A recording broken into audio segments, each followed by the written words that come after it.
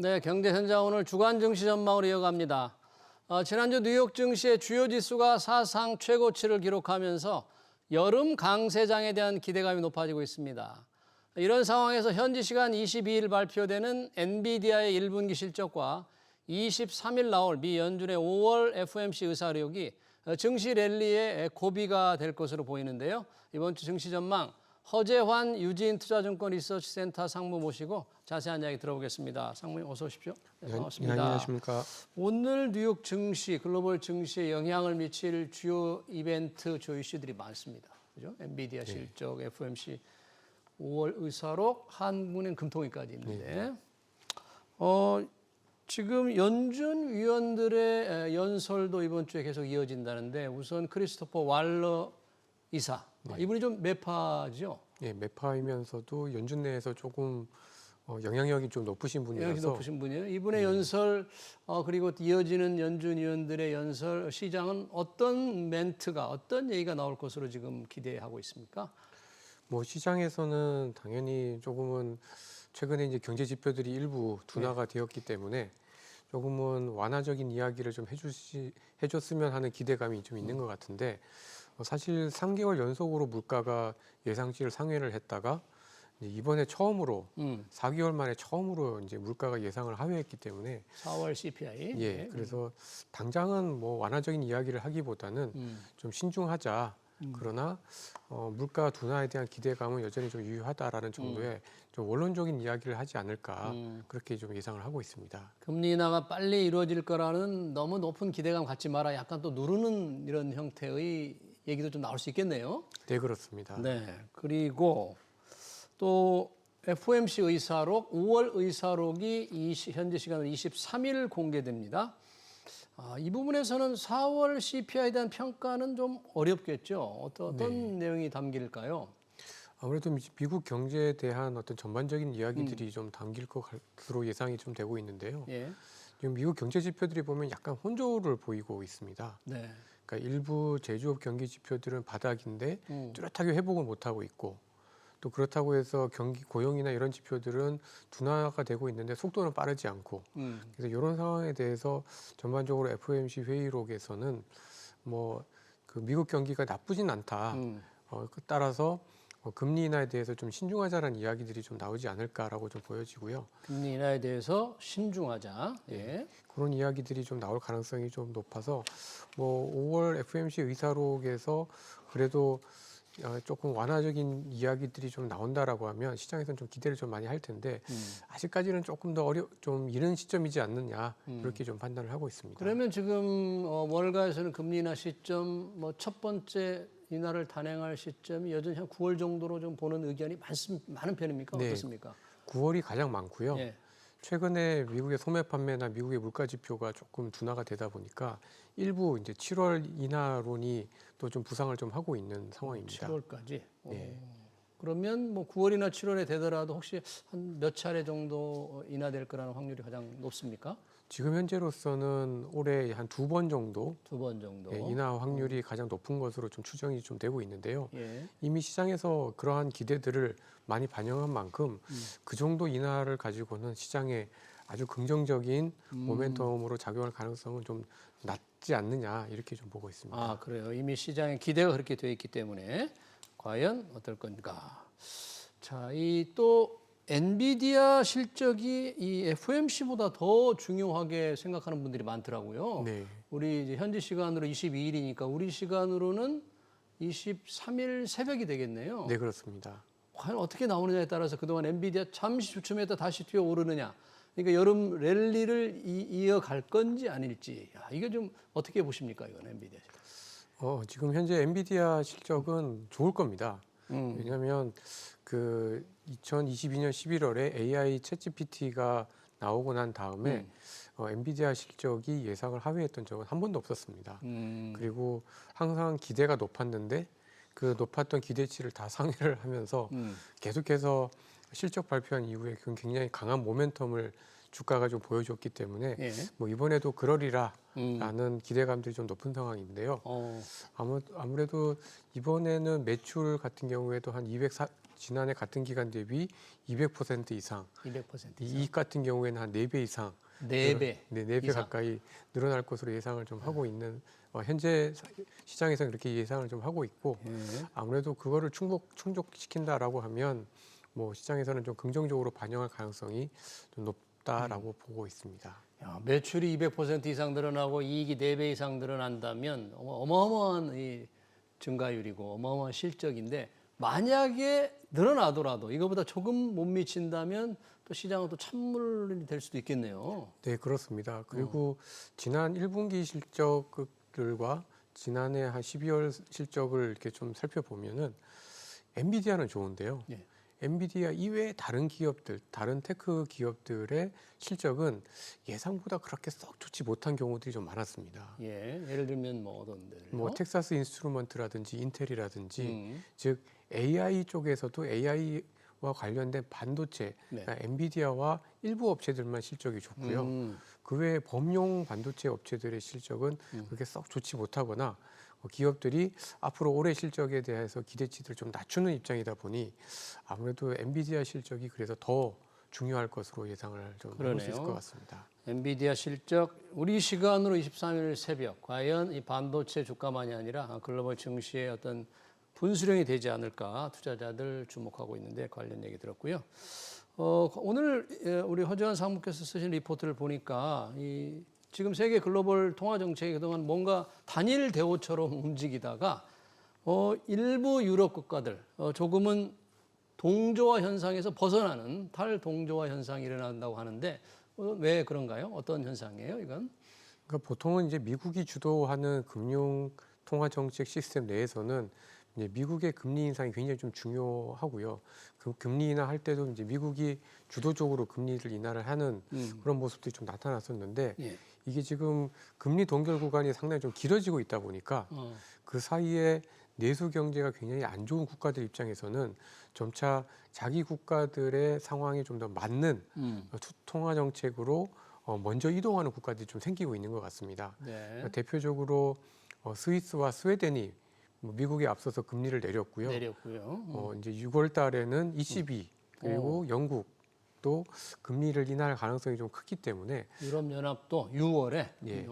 그래서 통화 정책이 미국이 금리를 내리지 않았음에도 불구하고 경기가 가장 나쁘고 그래서 물가가 좀 빨리 떨어져 있는 유럽 같은 경우에는 조금 더 금리 인하를 단행할 가능성들이 좀 높아졌고 이런 부분들이 오히려 한 6개월 정도 후에는 유럽 경기의 어떤 회복으로 이어질 가능성들이 있다라는 점에서 이제는 통화 정책도 다 같은 통화 정책이 아니라 약간은 좀 각양각색의 각자 도생하는 그런 통화 정책으로 좀 변질된 또는 변화될 가능성들이 좀 크다라고 보고 있습니다. 일반적으로 미국 연준의 금리 인하 이후에 이루어질 것이라는 예상은 미 달러화와 그 나라들의 통화 가치 안정 차원에서 환율 안정 차원에서 그렇게 기대를 했는데 이제 좀 환율 안정에 대한 걱정보다는 자국 경제를 보다 회복하고 물가 안정에 대한 자신감 이런 게 더 높다 그렇게 봐야 되나요? 달러 네, 가치보다는? 그렇습니다. 그러니까 결국은 두 가지를 다 같이 가지를 못하는데 약간 환율 쪽에서의 불안함을 허용을 함으로써 수출에 대한 경쟁력을 높이고 내수 경제를 빨리 좀 살려야 되겠다라는 절박함에서 나온 움직임이다 이렇게 봐야 될 것 같습니다. 각자 도생이라는 주요 통화 정책이 좀 달라진다. 미국 위주의 단일 대우에서 다 각자가 살 길을 찾는데 만약에 그렇다면 이제 우리나라도 관심이 있네요. 우리도 23일 하는 금통위가 예정돼 있습니다. 이창용 하는 총재 얼마 전에 그동안 하는 이 지켜온 여러 가지 정책 환경, 번 이런 게 좀 많이 달라졌다. 재검토가 필요하다. 이런 얘기를 했잖아요. 네, 그렇습니다. 그게 혹시 이번 금통위 어떻게 반영이 될까요? 예, 아무래도 지난 1분기 경제 성장률이 지난 전분기 대비해서 1.6%대로 네. 굉장히 높게 나오면서 예. 올해 경제 성장률의 상향 조정이 불가피하다라는 측면에서 뭐 당장의 금리 인하가 좀 필요할 정도가 아니지 않느냐라는 의견들과 시장에서의 어떤 그 반응들이 이제 함께 나오는 거에 대한 어떤 한은의 반응이다라고 좀 보여지는데요. 예. 근데 그럼에도 불구하고 사실 하반기에 저희 그 경제 여건이 썩 녹록지는 못한 편입니다. PF 관련해 가지고 부동산 이제 PF. 사업 네. 부실 사업장에 대한 구조조정도 이루어질 수 있을 수밖에 없고 아, 뭐 내수가 1분기 때는 좀 좋았지만 이것에 대한 어떤 연속성 이런 부분들도 좀 떨어지고 수출도 사실 여기서 더 좋아질 수 있을까라는 어떤 의구심들도 좀 있기 때문에 뭐 한은 총재님께서 금리 인하를 원점에서 재검토를 하겠다라고 얘기를 했지만 그럼에도 불구하고 올해 인하에 대한 기대 자체를 완전히 다 없애지는 못할 걸로 보고 있습니다. 이창용 총재가 저 금리 인하 방침에 대한 전면 재검토를 얘기하니까 야 우리 금리 인하 못하는 거 아닌가 이런 생각도 좀 들고 또 한국개발연구원 KDI는 올해 성장률을 2.2%에서 2.6%로 올리니까 뭐 그러면 금리 인하 서두를 필요 없다 이런 생각도 있었지만 실제 경제 전반으로 보면 내리는 쪽의 정책이 이루어질 것이다. 네, 그렇습니다.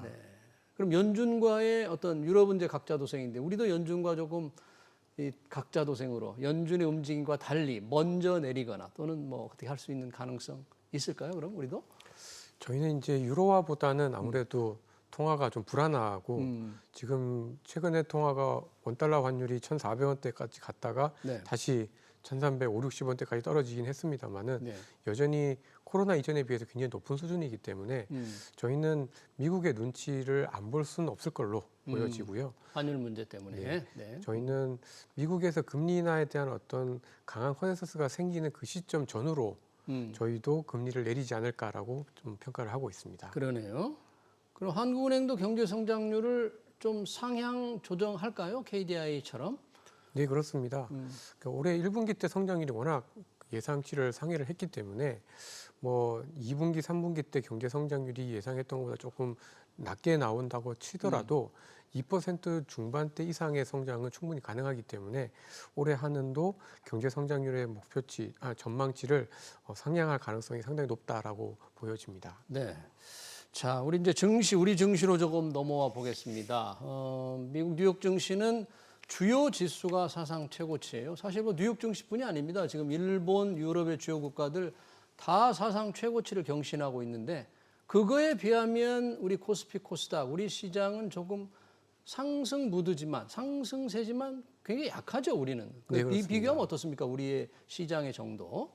뭐 말씀하신 대로 다우지수 같은 경우에 사상 최고치를 경신을 했고요. S&P 500이나 나스닥 모두 사상 최고치, 그러니까 지난 3월 말에 기록을 했었던 사상 최고치를 경신을 했기 때문에 예. 굉장히 좀 강한 흐름이다라고 봐야 될 것 같은데 저희는 아직도 지난 3월 26일 날 기록을 했었던 2,774%라는 고점을 속 시원하게 뚫지는 못하고 있는 상황입니다. 그러다 보니까 상대적으로 좀 약한 느낌이 있는 데다가 예. 최근 들어서는 또 그 HLB 사태로 인해서 네, 코스닥 HLB의 시장도 많이 힘들고 임상 실험 실패 네. 그죠. 그러다 보니 전체적으로 저희 한국 시장이 스스로의 힘으로 전고점을 강하게 돌파하기에는 약간은 조금 힘이 좀 딸린다라는 모습들을 확인해 보실 수가 있을 것 같습니다. 투자 심리가 강한 회복세를 보이지 못하는 상황이라 이렇게 봐야 되겠네요. 우리나라 시장은. 네, 그렇습니다. 예, HLB 사태 때문에 코스닥이 힘들고 뭐 기업 밸류 프로그램에서 한때 우리 증시가 조금 힘을 받았잖아요. 근데 뭐 좀 구체적인 내용이 나오고는 있는데도 이어가지는 못하는 것 같아요. 탄력을. 네, 그렇습니다. 그러니까 아무래도 한 국가의 어떤 전반적인 주식 시장이 조금 레벨이 높아지려면 이 선순환이라는 순환이라는 게 좀 잘 되어야 되는데 예.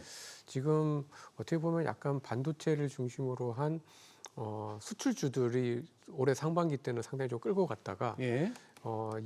그 3월달, 4월달에 그 밸류업 프로그램이 또 이제 바톤을 이어받으면서 좀 주가가 좀 좋았었는데 최근 들어서는 사실은 하루는 반도체를 비롯한 수출주가 좋고 하루는 또 수출주가 힘든 반면에 또 밸류업 프로그램이 주식이 좋은 이게 왔다 갔다 하면서 한꺼번에 좀 뭔가 시너지를 내지 못하고 있다 보니까 전체적으로 좀 힘이 약한 그런 모습들이 좀 보여지고요. 예. 결국 그 얘기는 국내 자체적인 어떤 내수 시장에서의 모멘텀 그리고 국내 투자자들이 외국인과 함께 사서 들어가는 어떤 그런 모멘텀이 약하기 때문이 아닌가라고 보여집니다. 그런 상황, 뭔가 모멘텀, 동력, 탄력을 강하게 받지 못하는 상태. 비록 수출이 좀 회복되고 있지만 얼마나 더 이상 잘 될 것이냐 하는 약간의 의구심도 있는 상황. 그렇지만 조금 관점을 좀 좁혀서 본다면 관심을 가질 만한 업종이랄까 이런 건 어떻게 볼 수 있을까요? 어떤 걸 선택할 수 있을까요?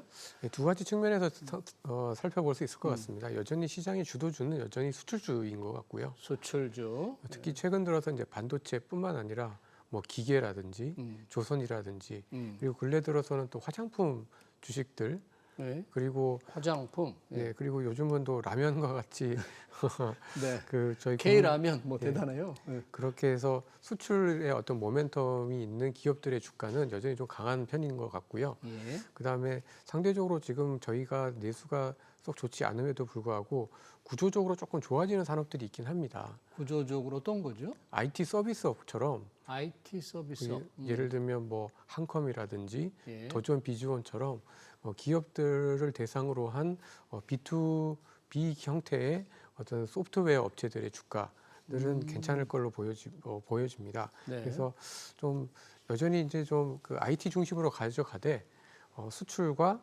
내수에서는 상대적으로 변동성이 좀 덜하면서 구조적으로 좀 꾸준히 성장하고 있는 서비스업 산업에 주목을 좀 할 필요가 있다 이렇게 생각하고 있습니다. 네, 여전히 그래도 수출 흐름을 타고 있는 업종과 IT 서비스 업종이 좀 단기적으로 괜찮지 않겠느냐 그런 분석이었습니다. 주간 증시 전망 잘 들었습니다. 지금까지 허재환 유진투자증권 리서치센터 상무였습니다. 어머니 고맙습니다.